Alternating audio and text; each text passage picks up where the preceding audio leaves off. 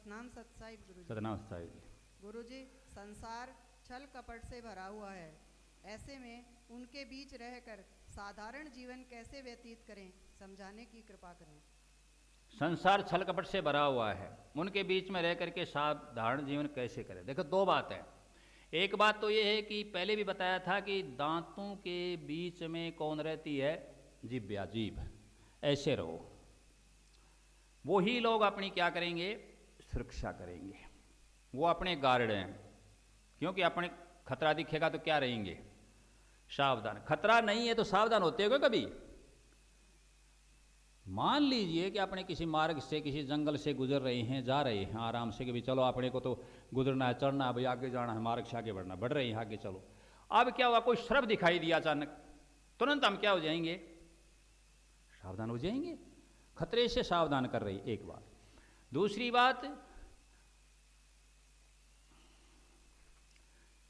बात यह है कि जो तुलसी ने कही है, तुलसी या संसार में भांत भांत के लोग, सबसे हिल मिल चालिए नदी नाव संयोग।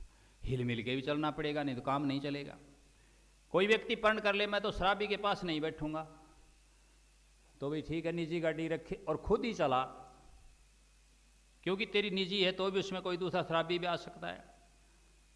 यहाँ रिश्ते होते हैं, नाते होते हैं, लोग घरों में संत माताओं को बुलाते हैं, चरण टिकवा लेते हैं, पवित्र हो गया, हाँ ठीक है भाई पवित्र हो गया, ऐसा नियम है 68 तीर्थ गुरु चरणन में। 68 तीर्थ गुरु चरणन में पर भी होत अनंत, सहजो ऐसा धाम नहीं, 7 दीप 9 खंड।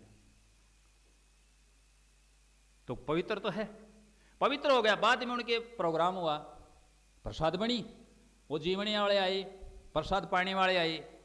क्या सारे वो सत्संगी थे, क्या वो सारे नशा नहीं करते किसी प्रकार का? उन्होंने क्या किया, फिर उसको पवित्र कर दिया।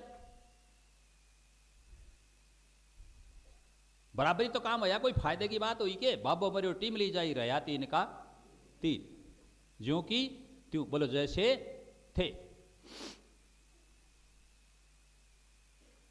हुआ कि नहीं हुआ? तो पवित्रता नहीं रही। बहुत से कहते तारत महाराज जी आया था, फिर क्या बात है, ये महाराज जी थोड़ी गड़बड़ कर दी, ये दूसरा आ रहा है, ये कर रहा है गड़बड़। महाराज जी आई वैसी स्थिति रहने दो, फिर वो तो भाई महाराजों को दोष दो।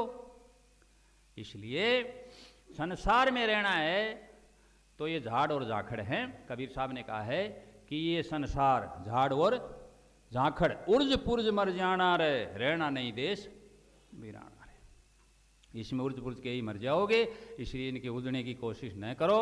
सावधानी बरतते हुए, सचेत रहते हुए इनके साथ रहो और अपना बचाव अलग से बढ़ाया रखो कि हम बचे रहें। और वो 2 तरीके बताए। पहला तरीका खास है कि जैसे जीव रह जाती है बच करके, समझ गए बात, और वो रक्षा करेंगे, सुरक्षा करेंगे। आप किसी प्रकार के उन्हें उलझने की कोशिश मत करो। यदि उलझ गए तो समझो सुलझना बड़ा मुश्किल काम हो जाएगा।